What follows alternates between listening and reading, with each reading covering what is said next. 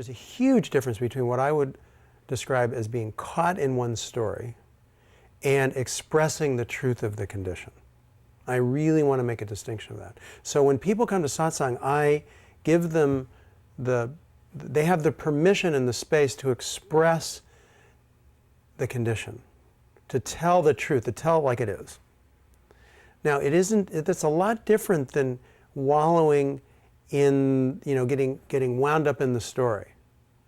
Why is it different? Because the difference is that when one expresses the truth of the condition, that's all that's needed. There isn't any analysis or figuring it out required, because it's being heard and received in the space of awareness.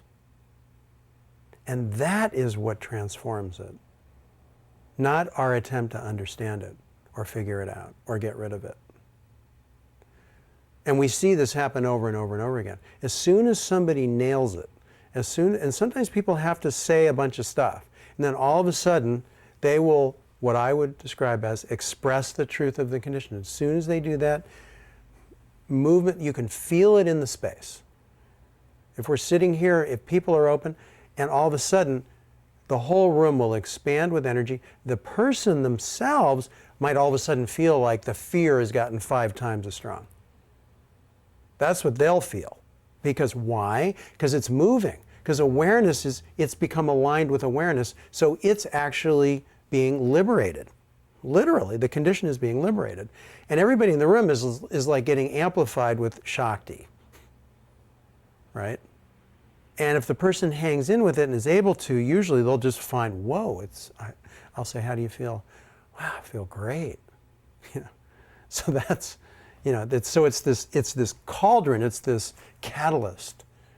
And so people need to find out how to have that trust, because often they have so many beliefs around, well, I'm not supposed to be angry.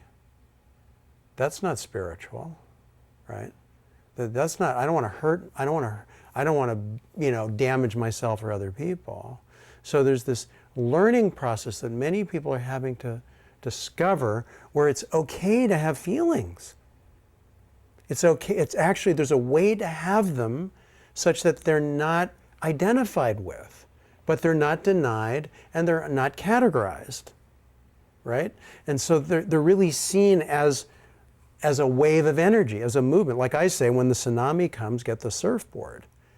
It's intense, it can pull you under for a while, but basically you got to find out how to ride that wave, right? That intensity. So that's what another way I would describe, the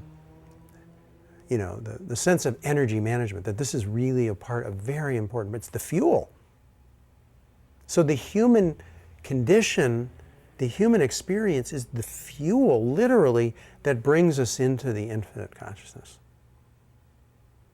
So denying the human is folly. It's a misunderstanding.